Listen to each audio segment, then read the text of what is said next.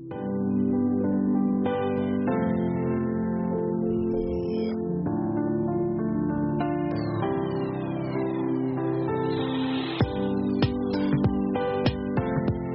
my name is Tamer Zaman, and I have the privilege of being one of the founders of 1 Million Acts of Innovation. Have you ever been given the task of launching a project, product, or service within a company or within a community like that? Over the last few years, we've had the privilege of working with various innovation offices around the world, and we noticed that the ones that launch a particular project and then have it sustainable after they leave, they do 4 things significantly different. And so I want to share with you some of the lessons that we've learned, because I think they're really key for today's complicated business world. The first one we've learned is that they ask a different question. See, if I ask a different question, I have to get a different answer. If I ask a different question, I have to get a different answer.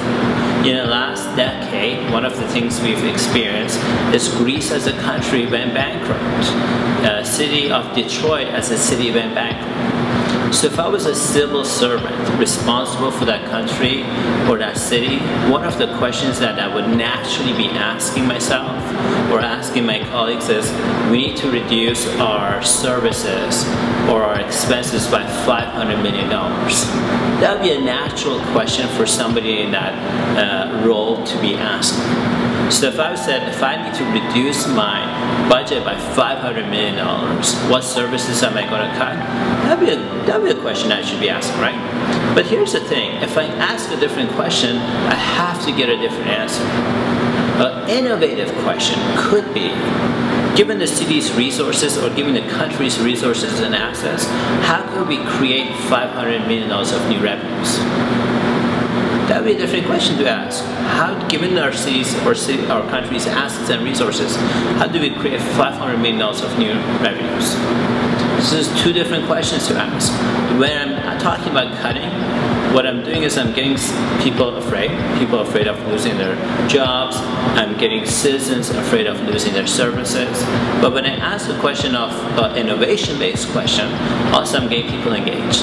All of a sudden people are becoming my stakeholders. Which one would you rather prefer to ask? And how do you know you should be asking a different question? Is simply look around you. Are people on the projects that you're working on the product services that you're trying to launch, are they engaged? Because if they're not engaged, it might be an opportunity for you to look at or be inquire about what's the question that you're asking yourself. The second thing successful chief innovation officers around the world doing is they get and they work on something called a setup. And the thing about the setup is never over. See, I may be launching another 1 Million Acts of Innovation movement somewhere around the world. I may be doing that. And the thing is that I could have a launch party and get a bunch of people really excited about this whole new idea.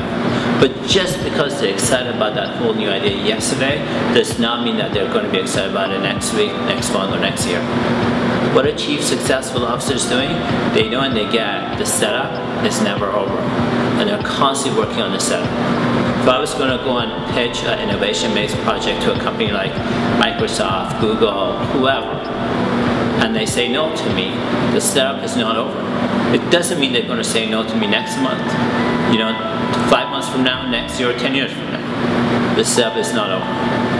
The third thing that chief and successful ones are doing consistently is that they're engaging community.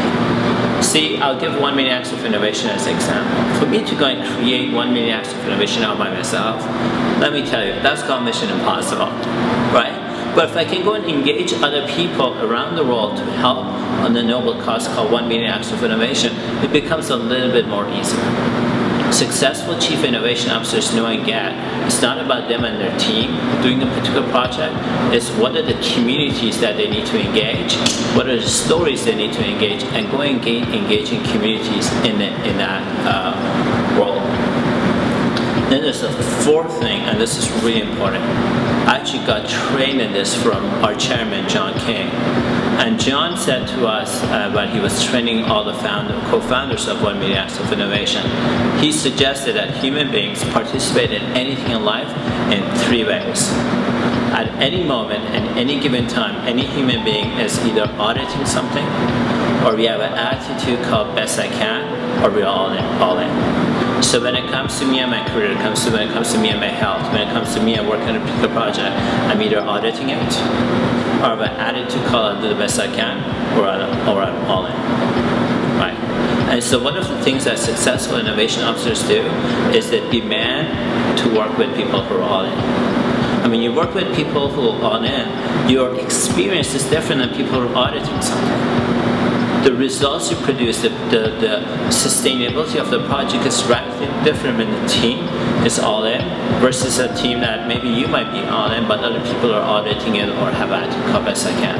And why don't you deserve to really work with people who are all in? Like, how awesome could that be? My name is Taimur Zaman. Thank you. Please follow us on Twitter at 1 Million Acts. Please leave comments below this video to tell us what is it that you take away from us, what is it you're learning, what are some questions you have for us. Allow us to get to know you better. Allow us to be of service and contribution to you. And thank you.